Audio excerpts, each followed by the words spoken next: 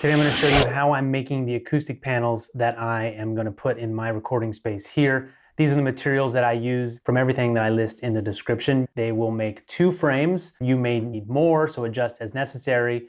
Let's make a panel. First step is the tools that we're going to need. A straight edge of some kind. You can use a power saw, but I preferred using this handsaw for most of my cuts. Drill, a small drill bit for making pilot holes, a screwdriver, or a screwdriver bit for the drill, a tape measure of course, and these sawhorses, which have been brilliant for me, some gloves for working with the insulation. I have this power sander, but sandpaper would work just fine by itself, a staple gun, and some staples. Next, the actual materials for the panels themselves. To make one panel, I bought 2 8-foot pieces of 1x4 common board, just cheap lightweight wood. I'll cut these into the pieces of the frame. There will be 2 47-inch pieces for the sides and 2 24.5-inch pieces for the top and bottom. I also bought a 10-foot 1-inch by 3-inch board that'll be cut into the pieces for the back brace and the 4 corners for each panel.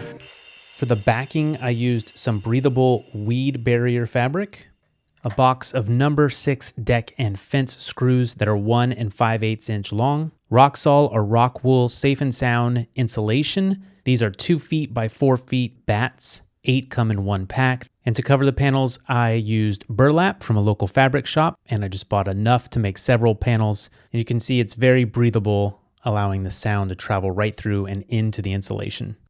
All right, let's put together a panel.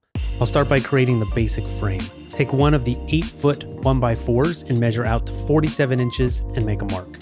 Then on that same piece of wood, measure out 24.5 more inches and make another mark. And what remains will be the other 24.5 inches that you'll need for the top and bottom. Repeat these measurements with a second 1x4 to complete 1 frame. And if you're building 2 frames, cut a third 1x4 into 2 more 47-inch pieces.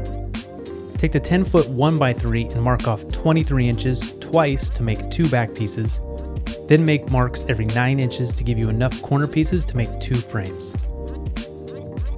Then make your cuts, and you now have the pieces for the frame. Next, take the 24.5-inch pieces and make marks at 1 centimeter in from the cut sides and 2 centimeters from the other sides, and drill your pilot holes in each of those spots. Then line up the top and bottom pieces with the side pieces and drill into the pilot holes you just made to create a perfectly aligned pilot hole in your side pieces. Next, put your screws into the 4 corners of your frame. Now you have a strong basic frame with countersunk screws, no glue necessary. Next, take the corner pieces and cut the ends at 45-degree angles and attach them to the frame by drilling pilot holes and then inserting 1 screw in the middle on each side. Then attach your back piece, again drilling pilot holes, then inserting the screws. And your frame is complete. Next, grab some gloves and drop one of the 2x4 pieces of insulation right into the frame. Turn the frame over, lay out a piece of backing so that it covers the frame, and cut. Then staple down the backing, placing a staple every couple inches for a tight fit and trim off any excess. Next, lay out a piece of burlap or whatever material you're using to cover your panels, and make sure you have enough material to wrap around the ends, leaving a couple inches of overlap to work with. Then cut your covering.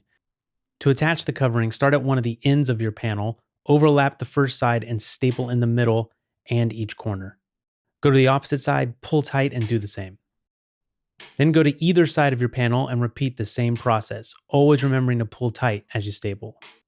Flip over the panel and make sure you have a nice tight fit. Turn it back over and get to work inserting a staple approximately every inch until you've gone all the way around the entire panel. For the corners, grab the excess material, pull tight, and fold together to create a 45-degree angle, then pull that over the top and bottom corners to create a tight, clean corner, staple down, and trim off the excess on the back. To create some space between the panel and the wall, I used 1 1/4-inch cork bottle stoppers, simply drilling a hole through the middle and into the corner piece of the frame. And with that, you have a beautiful acoustic panel. To hang these on the wall, I used a lag screw to go directly into a stud and then another long screw into a wall anchor so I could space these as far apart as I needed them, leaving a couple inches away from the wall. I made a couple of crude holes in the back for the screws and then put the panels in place. I didn't list the screws in the parts section because you can attach these to the wall any way you see fit. And you'll see once I've put this on the wall that the cork stoppers and the screws being out from the wall a little bit created a gap between the panel and the wall to create more space to catch those reflections. All right, that's how I made the acoustic panel that I'm using here. Let's put them on the wall because you're not hearing audio with any panels on the wall, but let's check that out. And now we have a couple panels on the wall. It sounds to my ear like it's making some difference.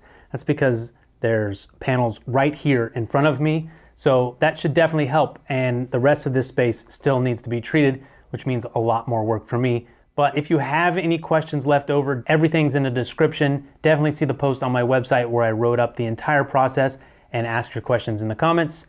I'll see you next time.